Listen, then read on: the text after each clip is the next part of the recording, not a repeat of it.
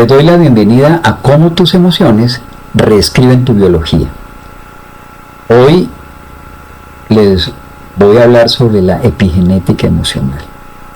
Yo soy William López Wauqui y tal vez nadie te lo ha dicho antes, pero tú no naciste con un destino biológico escrito en piedra. No eres una copia exacta de tu árbol genealógico, ni estás atrapada o atrapado en la historia de tu ADN. Estás aquí porque hay algo dentro de ti que ya lo sabes, que presiente que hay otra manera de habitar tu cuerpo, tu mente y tu vida. Esta no es una clase más, es un despertar, un espacio donde la ciencia y el alma se encuentran, donde entenderás cómo tus emociones no solo te afectan, sino que también te transforman. Cómo lo que sientes moldea silenciosamente tus genes, tus órganos, tus síntomas, tu forma de amar y de enfermar.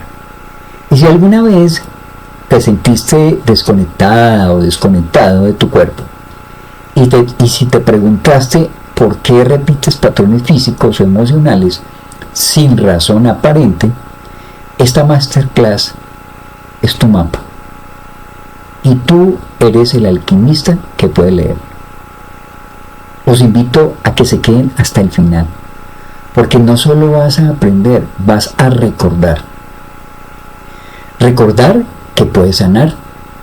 Recordar que tu cuerpo es sabio y que tu biología no está condenada. Está esperando ser reescrita por el lenguaje más poderoso que existe: tu emoción consciente. Bienvenida, bienvenido a tu revolución interna. Y veamos cuál es el objetivo básicamente de esta masterclass. Y el objetivo es brindar una visión científica e integrativa sobre cómo las emociones influyen en la expresión genética, con aplicación terapéutica desde distintos sistemas de medicina. Y les digo, tu cuerpo no está roto, tus emociones lo están reescribiendo. Y esta bienvenida es con intención. Como les decía antes, esta no es una clase más sobre genes, sino una experiencia sobre el poder real de tus emociones en tu salud. Y los voy a dejar con una frase impactante, y es que tu ADN es como un piano. Hagan en cuenta que tu ADN es un piano y tus emociones son el pianista. Y hay una historia clínica muy breve, una mujer con diagnóstico de enfermedad autoinmune que remite tras un proceso profundo de liberación emocional. Y que aquí hay una pregunta, digámoslo así, como un poco detonante. Y si no heredaste una enfermedad, sino una forma de sentir el mundo, les pregunto, ¿puedes reprogramarlo?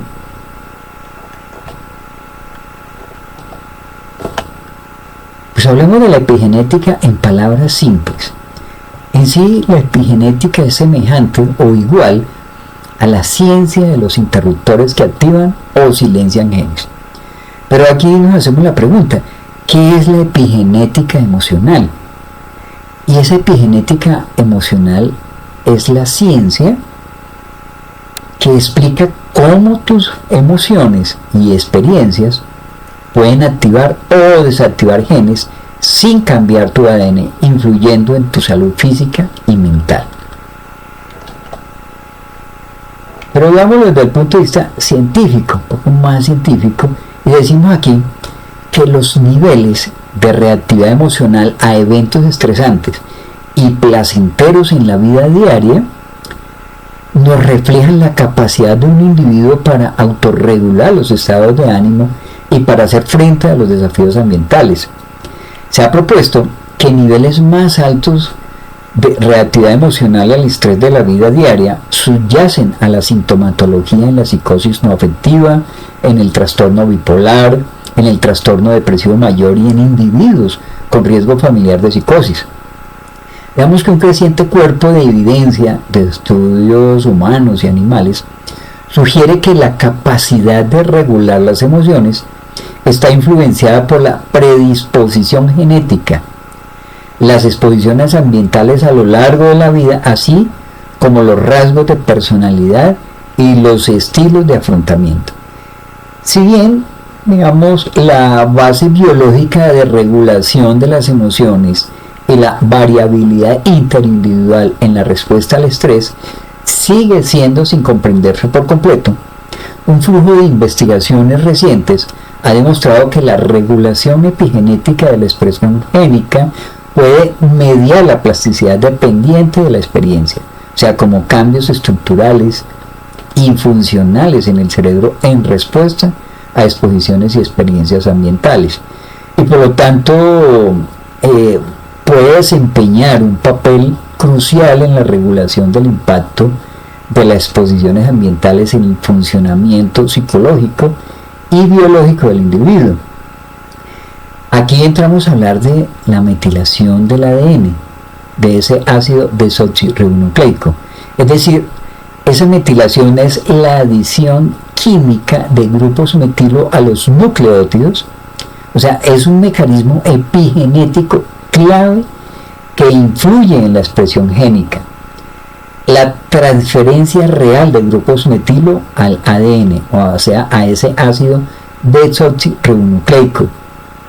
Y ese ácido desoxirribonucleico se encuentra codificada la información necesaria para fabricar todas las proteínas de nuestro cuerpo. Ahí es donde está codificada esa información, en ese ácido desoxirribonucleico. Y esto está mediada por una familia de enzimas llamadas ADN metiltransferasa, conocida más bien como el DNMT. Se sabe que el DNMT1, o sea, ese ADN metiltransferasa 1, mantiene la metilación durante la vida del organismo, lo que se llama metilación de mantenimiento. Cuando el ADN se replica, se metilan las regiones necesarias del genoma. La mayor parte de los grupos metilos se suelen añadir sobre citosinas seguidas de guaninas. Y aquí se mantienen los patrones de metilación preexistentes durante la replicación del ADN, mientras que el ADN metiltransferasa 3A y el ADN metiltransferasa 3B, esta es la enzima, digámoslo así, encargada de metilar zonas del genoma durante los estadios iniciales de la vida en el óvulo fecundado. Es decir, esta enzima se encarga de metilar de nuevo zonas que no estaban metiladas con anterioridad. Y se clasifican como metiltransferasas de nuevo. ¿Y qué son esas metiltransferasas de nuevo? Esas metiltransferasas de nuevo son un tipo de enzimas que añaden grupos metilo, o sea, ese grupo metilo es el CH3, a regiones específicas del ADN que no estaban previamente metiladas. Es decir, crean nuevos patrones de metilación desde cero. Digamos que en términos simples, la metilación del ADN es una manera epigenética que regula si un gen está activo o silenciado sin cambiar la secuencia genética. Y cuando hablamos de metiltransferasa, son esas enzimas que colocan esas marcas. Y decimos de nuevo es porque viene del latín novo, desde el inicio. Significa que estas enzimas establecen nuevas marcas de metilación, por ejemplo, durante el desarrollo embrionario. Hay unos tipos claves, como lo que hablábamos ahorita, el ADN metiltransferasa 3A y el ADN metiltransferasa 3B son las principales metiltransferasas de nuevo. A diferencia de del ADN metiltransferasa 1, que lo que hace es que ellos solo copian marcas existentes durante la replicación celular, y las ADN M3 crean nuevas marcas epigenéticas. ¿Por qué es importante en la epigenética emocional? Porque un entorno emocional adverso durante el desarrollo temprano, por ejemplo, un trauma o un abandono o un estrés muy elevado, puede activar estas metiltransferasas de nuevo y cambiar la expresión de genes clave como los que regulan la respuesta al estrés, la inflamación o la salud mental. Y esto es prácticamente para el establecimiento de nuevos patrones de metilación. La disponibilidad de grupos metilo está codeterminada por la vía de un carbono dependiente del folato con un papel central para la enzima metil tetrahidrofolato reductasa, o sea metiltetrahidrofolato reductasa, que es conocida como la MTHFR. Esa metiltetrahidrofolato reductasa es una enzima clave del cuerpo humano que participa en un proceso esencial llamado metilación. Por eso hablábamos de la metilación del ADN. ¿Y qué hace aquí? Es que él lo que hace es regula funciones vitales como la expresión genética, la desintoxicación celular, la síntesis de neurotransmisores y la salud cardiovascular. ¿Qué hace ese metiltetrahidrofolato reductasa? Ese metiltetrahidrofolato reductasa convierte una forma de folato, o sea, el 5,10-metiltetrahidrofolato, en 5-metiltetrahidrofolato, que es la forma activa del ácido fólico. ¿Y qué hace aquí? Que dona grupos metilo para reacciones bioquímicas, que permite la transformación de homocisteína en metionina, un aminoácido esencial, y que apoya la síntesis del SAMe, o sea, el S-adenosilmetionina, que es un compuesto vital para la metilación del ADN. También es un compuesto vital para los neurotransmisores y las proteínas. Pero ¿por qué es importante en la salud emocional y epigenética? Es importante porque si esta enzima no funciona bien, por ejemplo, por una mutación genética, como por ejemplo las mutaciones C677T o la A1298C, estas dos, digamos que la coexistencia en forma heterocigota de las mutaciones C677T y A1298C en la metiltetrahidrofolato reductasa, se ha descrito en algunos estudios que, sin embargo, no existen informes de la coexistencia de dichas mutaciones en pacientes pediátricos con trombosis. Por lo tanto, el objetivo del presente trabajo es la presentación de un estudio en 9 pacientes pediátricos con diagnóstico de trombosis, a los cuales, después de realizarse diversas pruebas para identificar los marcadores de trombofilia más frecuentes, se evidenció la coexistencia de las mutaciones C677T y la A1298C en la metiltetrahidrofolato reductasa como único factor genético asociado. O sea, aquí el cuerpo no puede, digámoslo así, metilar adecuadamente, lo cual puede aumentar, si lo podemos mencionar de esa forma, los niveles de homocisteína, o sea, lo que hace que se genere o una inflamación o un riesgo cardiovascular, y también puede disminuir la producción de neurotransmisores como la serotonina o la dopamina. Aquí lo que hace es que genera ansiedad y depresión, como también puede hacer de que se altere la expresión epigenética y la desintoxicación celular. Pero veámoslo de un enfoque integrativo. O sea, las personas con mutaciones en el metiltetrahidrofolato reductasa pueden beneficiarse de un metilfolato en vez de ácido fólico sintético, y también se pueden beneficiar de un apoyo nutrigenómico con vitaminas B6, B12, riboflavina, como también zinc. Y también se puede, en casos de enfoques complementarios como microdosis homeopáticas, con la misma acupuntura o con liberación emocional. Y esto nos dice que las respuestas diferenciales a estímulos estresantes en humanos y animales pueden ser programadas por mecanismos epigenéticos. Se ha demostrado que la metilación aberrante del ADN después de experiencias adversas ocurre en diferentes genes relacionados con el estrés.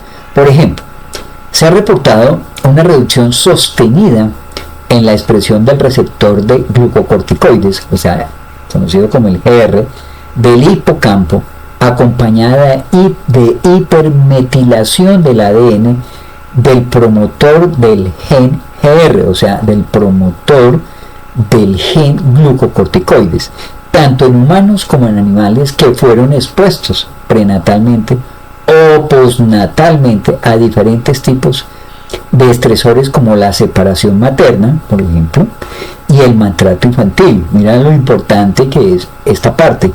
Además, estudios de gemelos monocigóticos discordantes con trastornos neuropsiquiátricos muestran consistentemente alteraciones asociadas al estrés en el perfil metilómico del ADN del genoma.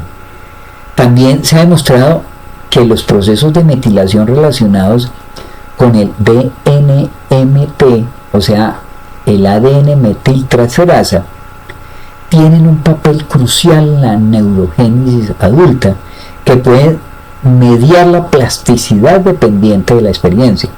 Aunque la mayoría de los estudios se centraron exclusivamente en los efectos a largo plazo de las exposiciones ambientales adversas sobre el perfil metilómico del genoma, un estudio reciente ha demostrado que el estrés psicosocial agudo en humanos también puede inducir cambios inmediatos en el estado de metilación del ADN de los genes en las células sanguíneas periféricas.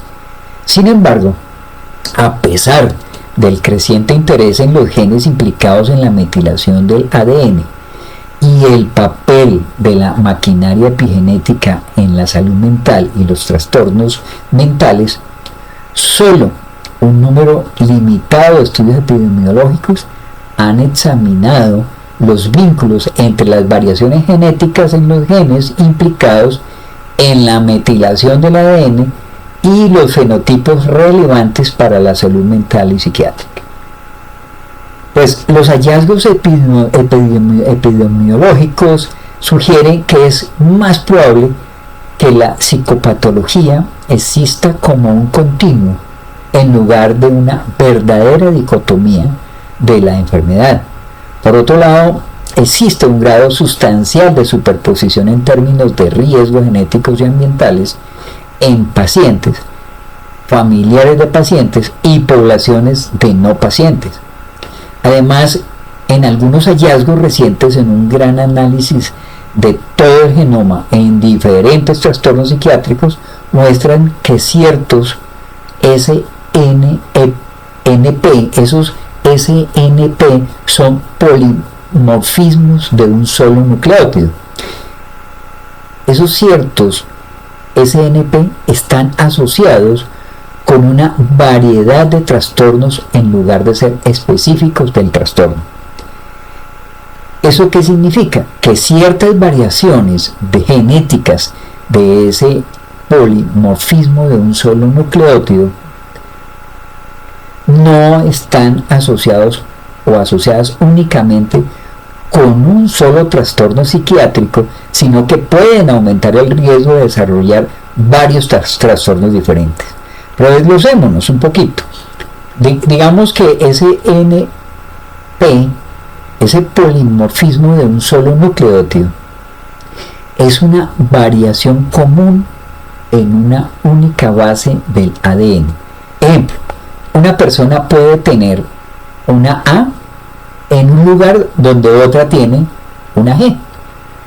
Estudios genéticos, digamos, de trastornos psiquiátricos como la depresión, como la esquizofrenia, como el trastorno bipolar, como el TDAH y como el autismo, que se han visto que algunos SNPs, o sea, esos polimorfismos de un solo nucleótido, están presentes en varios de estos trastornos, no solo en uno.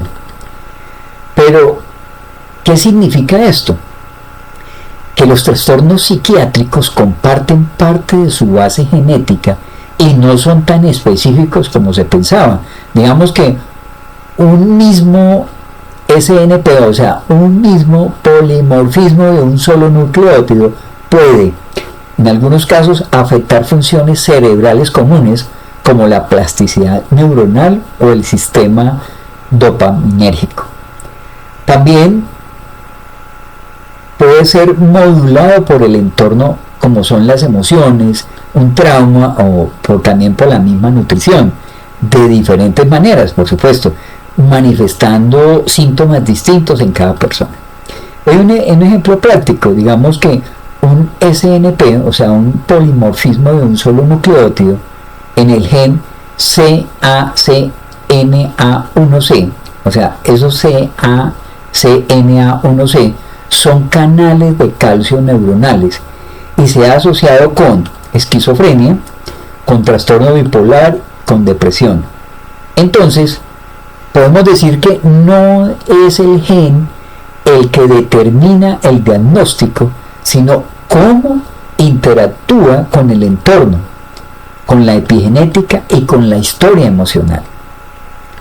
Además del papel fundamental de las estrategias de replicación para los estudios de interacción genética y gen-ambiente, se intenta descubrir hallazgos en un grupo de sujetos de control sanos y replicarlos en una muestra mucho más grande de gemelos de la población general, así como en otras 3 muestras de hermanos no afectados de pacientes psicóticos, casos clínicos de psicosis y un grupo de pacientes con antecedentes de un trastorno depresivo mayor que actualmente muestran síntomas depresivos residuales.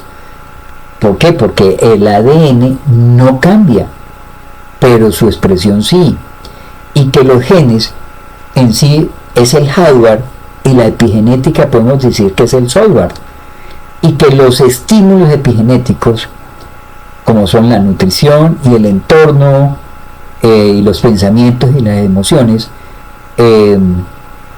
muestran este tipo, digamos, de síntomas depresivos residuales. Estudios claves como el que hizo Michael Maney en ratas cuidadas versus descuidadas, aquí cambia expresión de genes del estrés. Y el estudio AC, que es donde las experiencias adversas infantiles afectan la salud cardíaca, inmunológica y la salud mental. Y que las emociones crónicas lo que hacen es que alteran la metilación del ADN. Y hay que una frase muy clave. Podemos decir que tus emociones son información bioquímica que decide qué genes se expresan. Y un ejemplo explicativo. Imagina que el ADN, si podemos hacer la comparación acá, que el ADN es una biblioteca y cada gen es un libro con instrucciones para tu cuerpo. ¿Qué es en realidad la metilación? La metilación es como ponerle un candado al libro, ¿cierto? Entonces, si tú le pones un candado al libro, evita que se lea el libro, o sea, el gen se apaga. Eso pasa en la metilación. Pero en la acetilación es como cuando tú abres el libro y lo dejas en el escritorio listo para leer, ¿cierto? ¿Qué pasa aquí? Facilita que se lea, o sea, el gen se activa. En conclusión, podemos decir que estos procesos no cambian el contenido del libro, o sea, no cambian ese ADN, pero sí controlan si se usa o no. O sea, las emociones, el entorno o los nutrientes pueden influir en estos candados y accesos.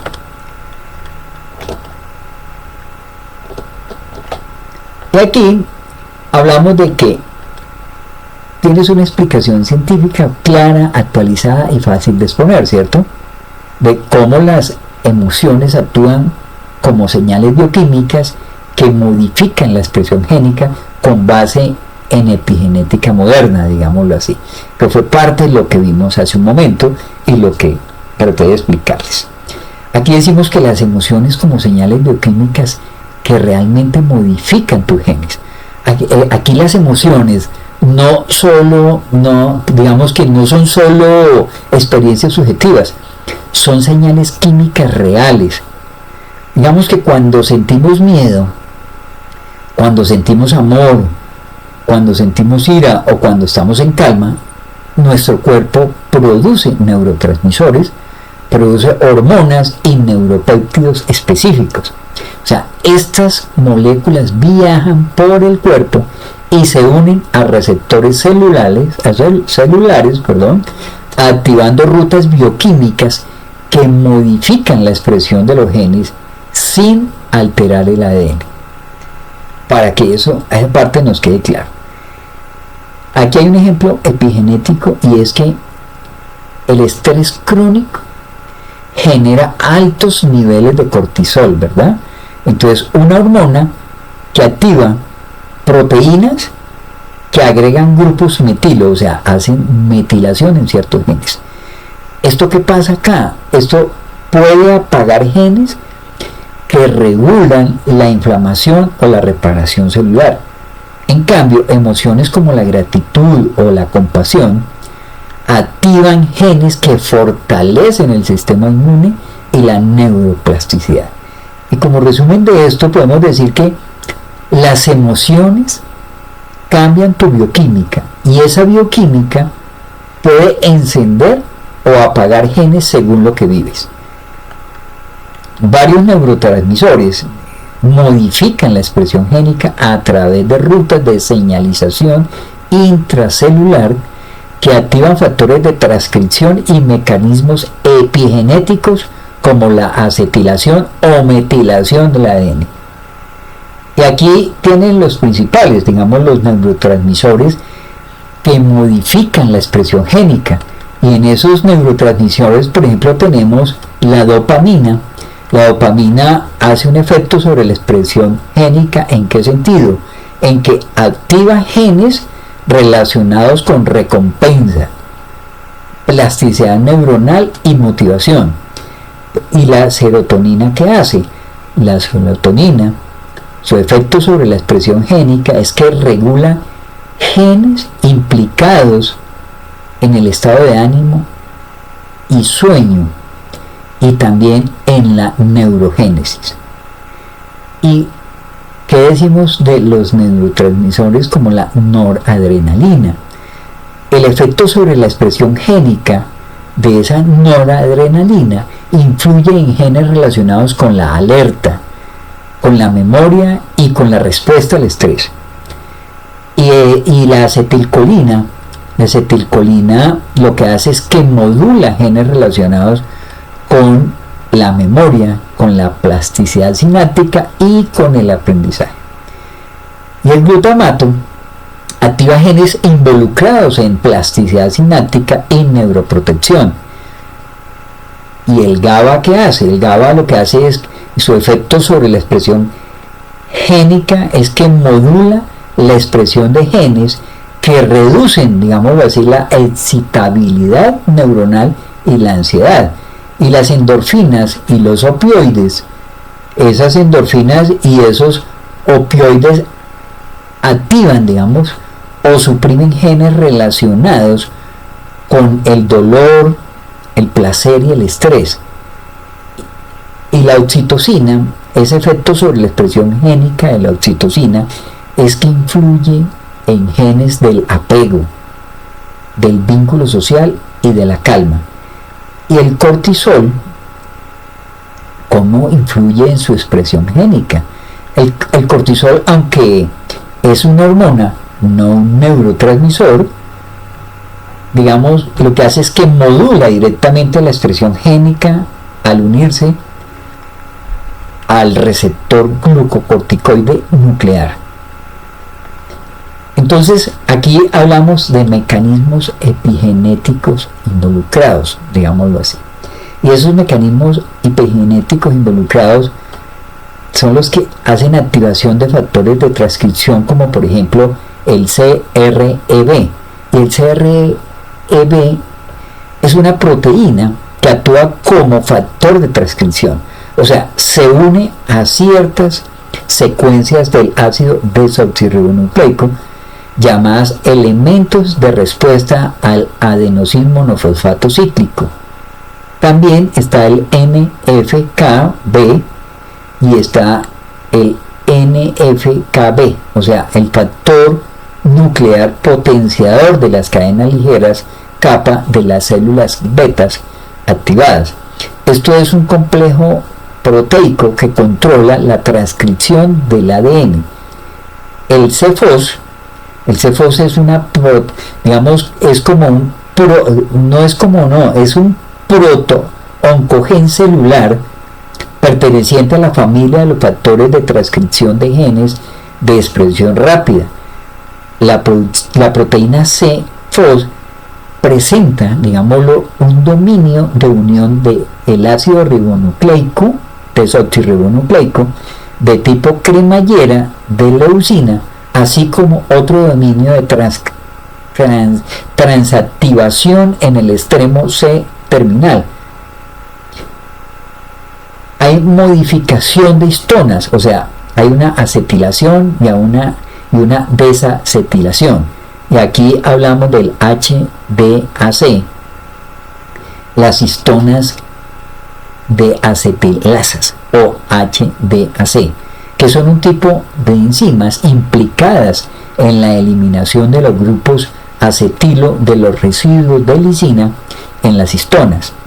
Y están las HAT, o sea, las histonas acetiltransferasas, que son enzimas que acetilan los aminoácidos de lisina conservados en las proteínas histonas, transfiriendo un grupo acetilo del acetilcoenzimo A para formar el N-acetilcilina.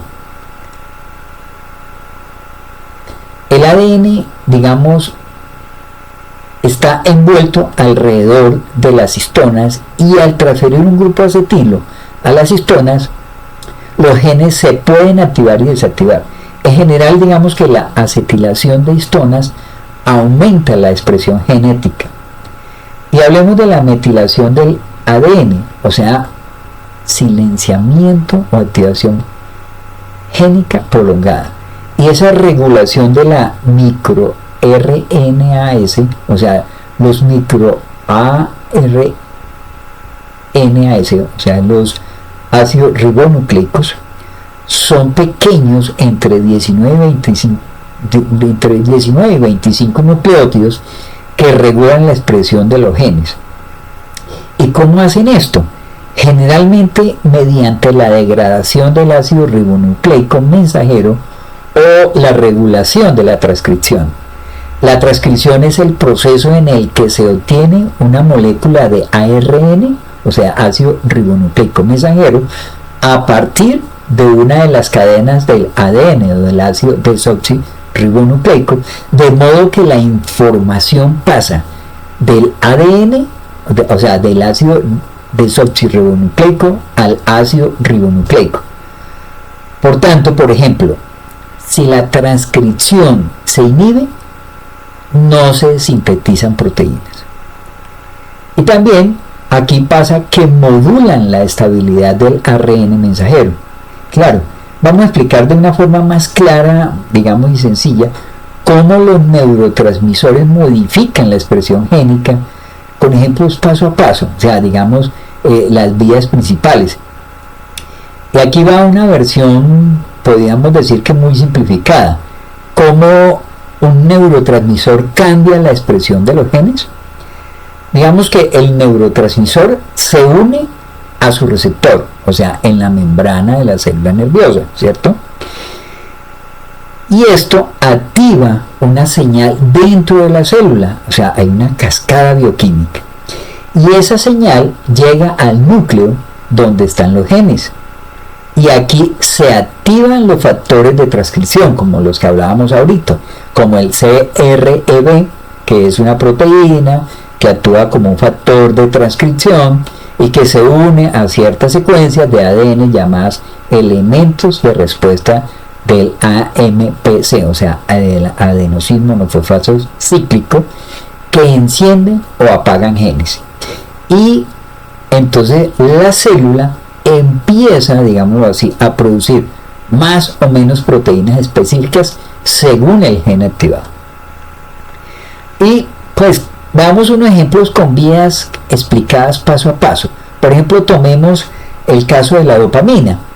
Entonces el receptor D1, o sea, ese receptor D1 es una proteína que en humanos está codificada por el gen DRD1, o sea, el receptor de dopamina D1. Y esto hace que se activa. Al activarse, esto activa una enzima que es el adenilato ciclasa, que produce adenosín monofosfato cíclico, o sea, una señal química. Y ese adenosín monofosfato cíclico activa el PKA, o sea, la proteína sinasa A. Y aquí, esto hace parte de una familia de enzimas cuya actividad depende de la concentración del ácido del adenosín monofosfato cíclico. Por eso, la PKA, o sea, la proteína sinasa A, es también conocida como proteína sinasa dependiente de adenosín monofosfato cíclico y tiene una infinidad de funciones en la célula, incluyendo la regulación del metabolismo del glucógeno, de la glucosa y de los lípidos. Esto es importante en la regulación del ciclo celular.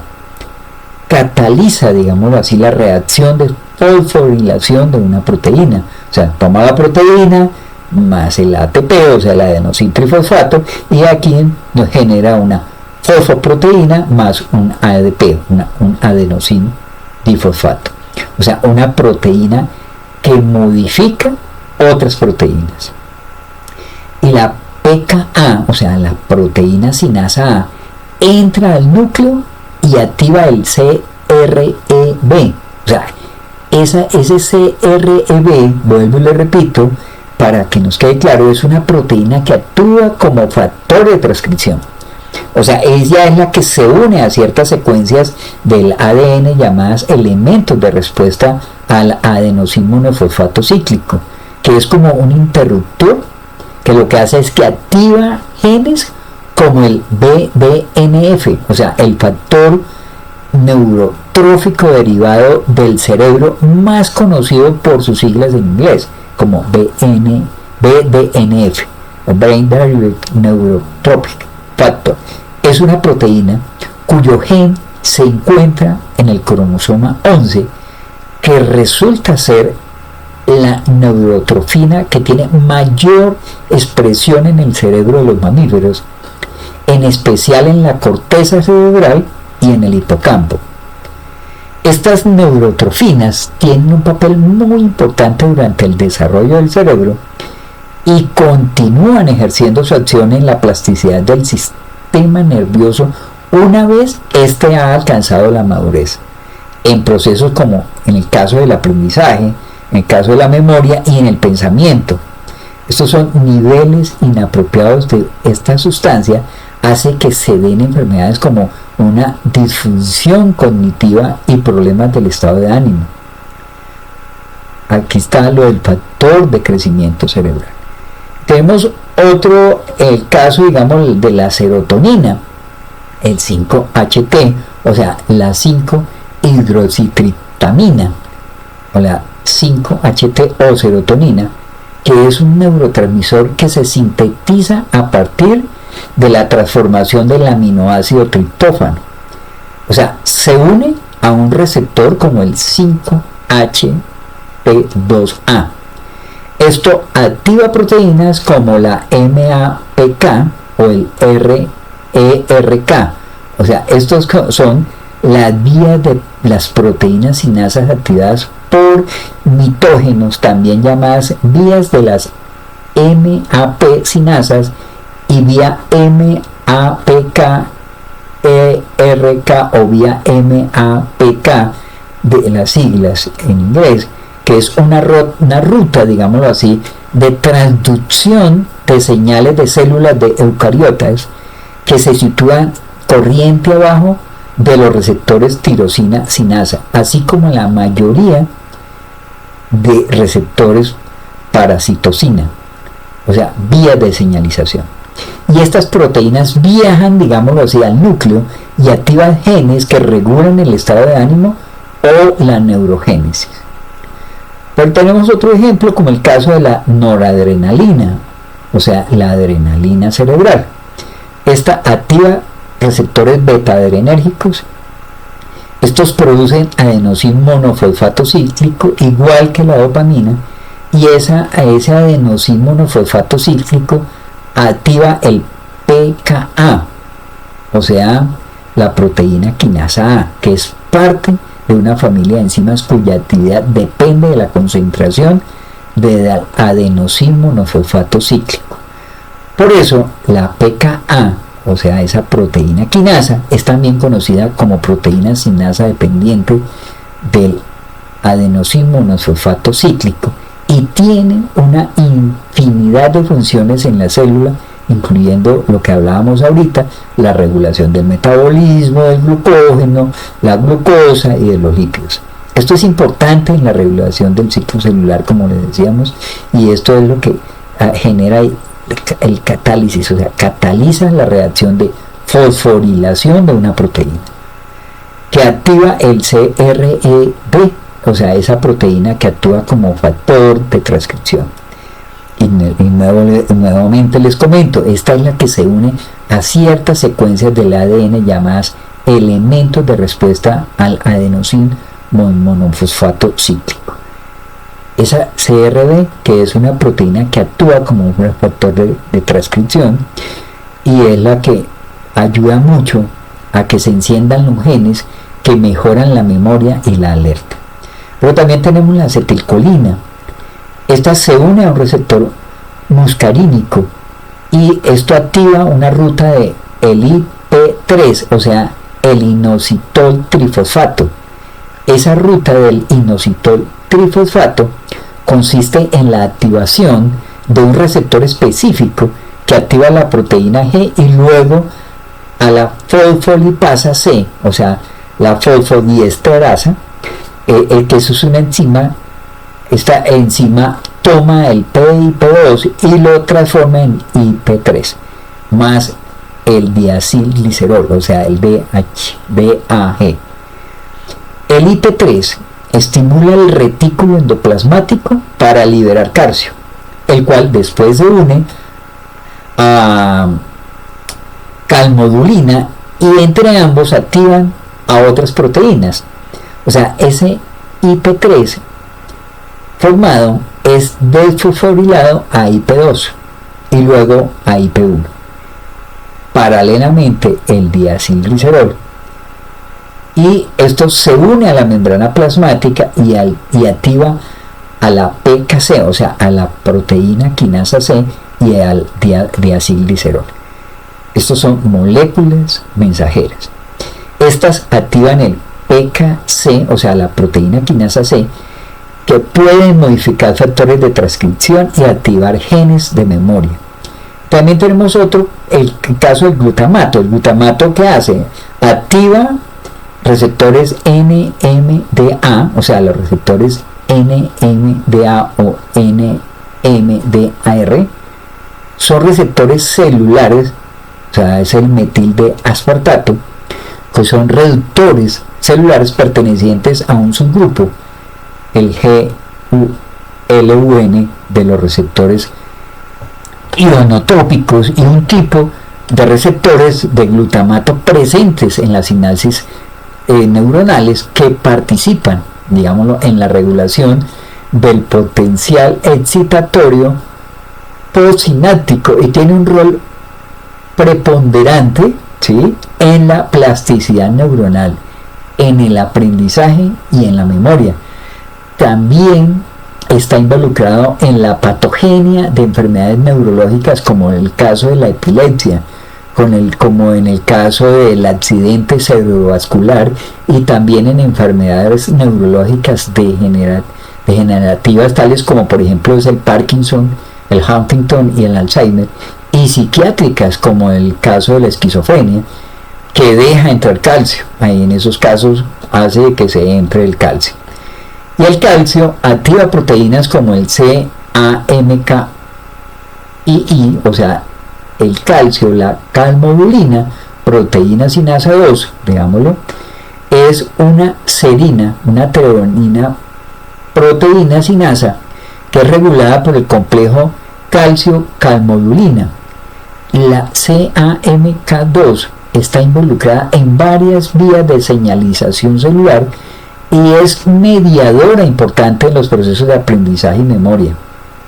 Esa CAMK2 es también necesaria para la homeostasis del calcio y la recaptación en los cardiomiocitos, en el transporte de cloruro en el epitelio y selección positiva de células T y activación de células T CD8.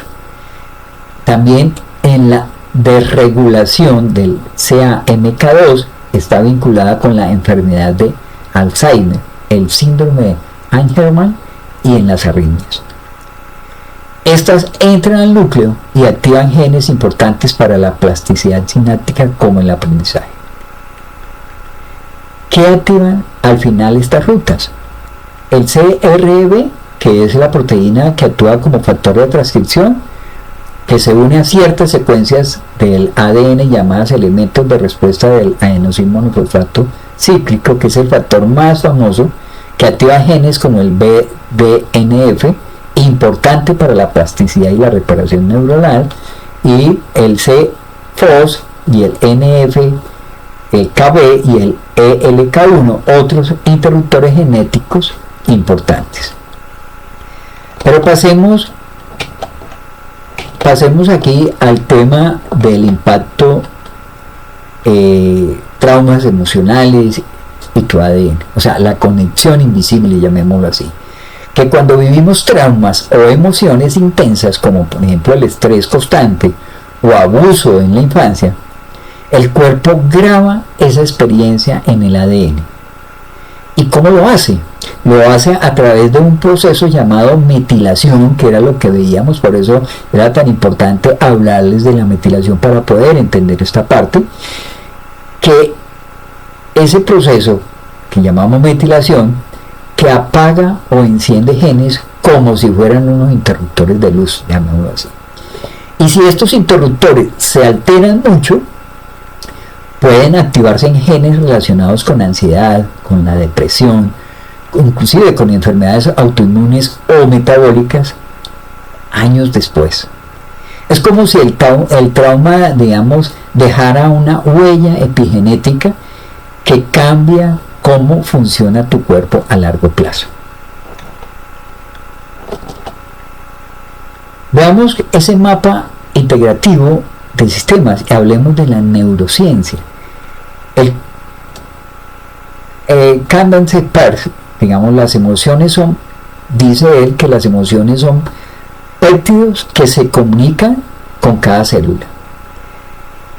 Y las emociones generan neuroquímicos que activan o inhiben genes, ¿cierto?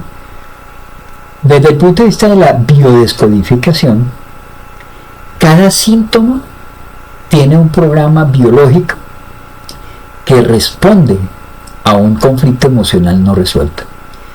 Hay un impacto emocional, y esto que hace que es igual a una activación epigenética de supervivencia.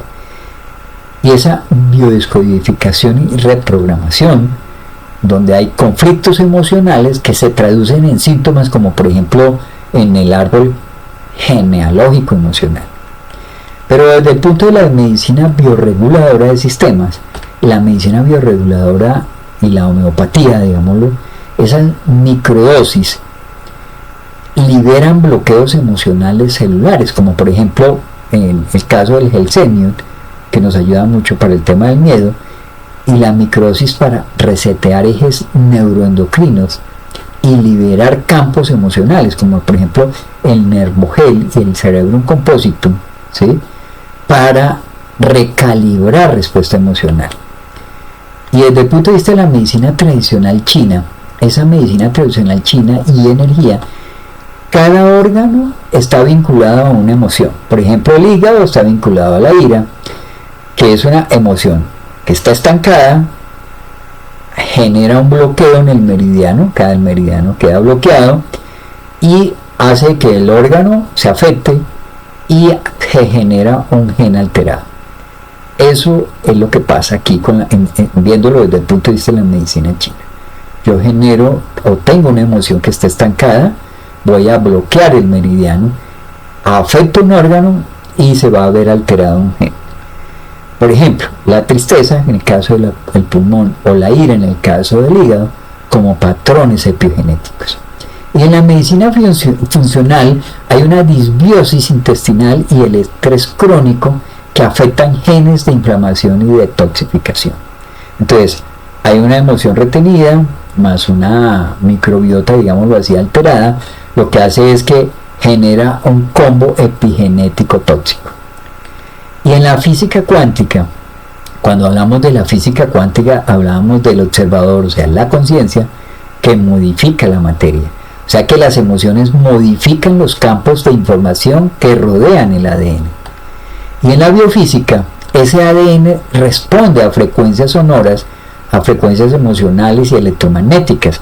Entonces tenemos el experimento del ADN fantasma, el experimento que hizo Poponin. El campo permanece aún sin ADN físico. Y en la medicina cuántica, las emociones crean circuitos energéticos codificados en el biocampo. Y se puede reprogramar, o sea, con bioresonancia, con reprogramación emocional o con terapias de frecuencias. Y en la neurociencia, digamos que el lenguaje eléctrico del cerebro, el cerebro funciona con señales eléctricas que viajan entre neuronas, o sea, que son impulsos eléctricos y neurotransmisores. Y estas señales generan ondas cerebrales que son ritmos eléctricos que se pueden medir como el alfa, el beta, el teta, el delta y el gamma. Y cada tipo de onda está relacionada con un estado mental. Por ejemplo, beta está relacionada con la atención y el pensamiento lógico. El alfa está relacionada con la relajación consciente. El teta está relacionado con la creatividad, con la meditación profunda, y el delta está relacionada con el sueño profundo y la regeneración. Y el gamma está relacionada con la percepción expandida y el aprendizaje. Pero en la biofísica, o sea, en esa vibración, en esos campos y en esa comunicación celular, digamos que las células no solo se comunican químicamente, sino también por frecuencias y campos electromagnéticos. O sea que todo órgano del cuerpo emite su propia frecuencia. Cuando éstas se alteran, por ejemplo, por estrés, por trauma o por enfermedad, cambia la comunicación celular. Por ejemplo, el corazón genera el campo electromagnético más fuerte del cuerpo y puede sincronizar el cerebro, o sea, en una coherencia cardíaca. En la física cuántica y en la biología, donde hablamos de la información más allá de la materia, la física cuántica nos dice que la realidad está formada por energía e información, no solo por materia. Y el cuerpo humano, esto se traduce así, o sea, digamos que las partículas subatómicas, o sea, como los electrones, digámoslo así, están influenciadas por la intención, por la atención y el entorno energético. Digamos que la conciencia, las emociones y los pensamientos, que son unas formas de energía, pueden modificar la materia biológica, y esto hace que se activan los genes, que se cambian las estructuras celulares y que regulan las hormonas. Tenemos las ondas cerebrales más los campos cuánticos, que eso lo que hace es que hacen un impacto biológico. Cuando meditamos, respiramos y oramos o nos enfocamos positivamente, las ondas cerebrales se sincronizan, o sea, hay una coherencia. Se armoniza el campo electromagnético del cuerpo, se generan estados de autosanación porque se reduce, digámoslo así, el cortisol, o sea, el estrés, y aumenta la oxitocina, o sea, hay un bienestar. Estos cambios impactan directamente el sistema inmune, impactan la expresión genética, o sea, la epigenética, e impactan la regeneración celular. Y un ejemplo práctico para exponer es que cuando una persona practica 10 minutos de respiración consciente, sus ondas cerebrales pasan de beta, o sea, del estrés, a alfa o teta, o sea, a una relajación, y su campo electromagnético se expande y las células reciben señales de armonía. Esto puede bajar la presión arterial, puede mejorar la digestión y también puede activar genes reparadores. Digamos que podemos concluir aquí que el cuerpo humano en sí es un sistema bioeléctrico, vibracional y cuántico. Las ondas cerebrales no solo reflejan nuestros estados mentales, sino que también comunican señales que afectan nuestra salud celular. Digamos que al aprender a regular nuestras ondas y campos energéticos, lo que estamos haciendo aquí es que estamos activando el potencial natural de sanación del cuerpo. Y veamos aquí algunas aplicaciones terapéuticas. Por ejemplo, la liberación de memorias celulares, que son esas emociones atrapadas que crean campos epigenéticos, como son, digamos, todos los problemas que se hayan quedado ahí, no sé, de la infancia o que vienen del árbol genealógico, y lo podemos trabajar con tapping, o sea, con acupuntura emocional o con sonidos curativos, inclusive con geometría sagrada y con bioresonancia. Acompañamiento epigenético emocional con un terapeuta integrativo, o sea, que lo que hace es que escucha en la parte emocional, hace un tratamiento homeopático, le regula su nutrición y programa la reescritura emocional. Y también pues tenemos casos, por ejemplo, aquí se puede trabajar muchos casos de infertilidad, de depresión, inclusive de cáncer y de ansiedad crónica. Pero veamos la microdosis para resetear la parte emocional genética. ¿Cómo lo podemos hacer? Por ejemplo, en caso de, podemos utilizar Nervogel o Calma Valera o con Linfoyosoid para modular el eje de neuroinmunoendocrino. Y también, si miramos la homeopatía emocional, podemos utilizar la Ignatia, el Natrum Mur, inclusive la Staphylococcus agria y la pulsatilla. Y tenemos la nutrigenómica emocional, o sea, nutrientes que modulan genes, por ejemplo, como la vitamina B9, utilizar la vitamina B12, el zinc, el omega 3, el magnesio, el resveratrol, el NAD y la quercetina. A nivel de fitoterapia adaptógena podemos utilizar, por ejemplo, la ashwagandha, la rhodiola y la bacopa.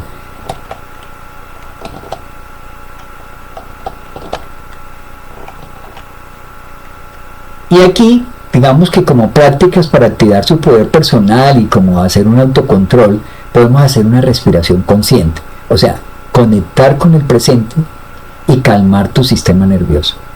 Podemos utilizar el journaling epigenético, que se puede reescribir tus creencias limitantes y crear nuevas narrativas. Y el tapping, como hablábamos ahorita, que ayuda a liberar bloqueos emocionales y regula tu energía. Y hablemos aquí de tu poder cuántico emocional, o sea, que no estás roto como hablábamos al principio, estás programado y puedes reescribir tu programación. El ADN no es destino, es potencial. Tus emociones reescriben tu biología en tiempo real. Al liberar tus bloqueos emocionales, expandes tu campo genético, tu salud y tu conciencia. Y en esta frase final les puedo decir que tú eres el escritor cuántico de tu biología. Tu corazón tiene la tinta. Y aquí, como dice, aquí es el podcast estrella. Escucha cómo tus emociones cambian tus genes. Tu cuerpo no está roto, vuelvo y repito, solo necesita que recuerdes cómo sanarlo. Descubre cómo la epigenética emocional demuestra que tus pensamientos, tus emociones y prácticas conscientes pueden activar o desactivar genes. Y tienes que aprender a reconectar con tu poder biológico y energético. Aquí un ejercicio, digamos, que les puedo dejar de activación, casi como si fuera una meditación guiada, digámoslo, esa activación del ADN emocional saludable. Entonces, inhalan por la nariz en 3 tiempos, envían el aire al bajo vientre, lo sostienen en 3 tiempos y exhalan en 3 tiempos. En el momento en que están haciendo esta respiración profunda, visualiza tu ADN como si fuera una espiral de luz azul y dorada. Y vas a afirmar en voz alta, vas a decir: activo la expresión de mis genes de salud, calma y alegría. Mis emociones son información sanadora. Hoy reescribo mi historia emocional con amor y conciencia. Y vas a cerrar con aplauso en el corazón y le vas a decir: gracias cuerpo, gracias genes, gracias emociones.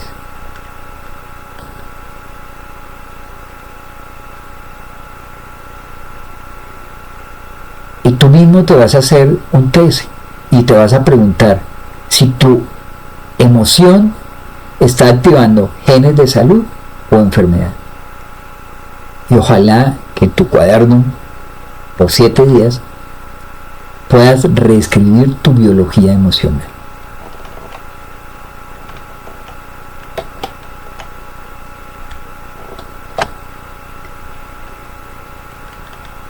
Y aquí hemos finalizado este masterclass. Espero que les haya servido. Y les digo que hoy no solo hablamos de genes, hablamos de memorias, de cómo cada emoción, cada respiración, cada decisión que tomas puede reescribir tu historia celular. Porque no estás aquí por casualidad, estás aquí porque una parte de ti ya decidió sanar, recordar y despertar. Tus genes no son una sentencia, son un lenguaje. Y tú eres el autor. Tu cuerpo no está roto, está esperando que lo escuches, que lo abraces, que lo actives con amor. Llévate contigo esta certeza. Lo que sientes, lo que piensas, lo que crees, transforma tu biología. Eres el puente entre tu pasado y tu posibilidad más alta. Gracias por abrir tu corazón a esta sabiduría. No es solo la primera semilla, es el inicio, digámoslo así. Estamos sembrando y te invito a seguir cultivándola en nuestros próximos masterclass, donde seguiremos descubriendo juntos el poder inmenso que vive dentro de ti. Tu camino de transformación ya comenzó y no estás sola ni solo. Y nos vemos muy pronto. Gracias por ser.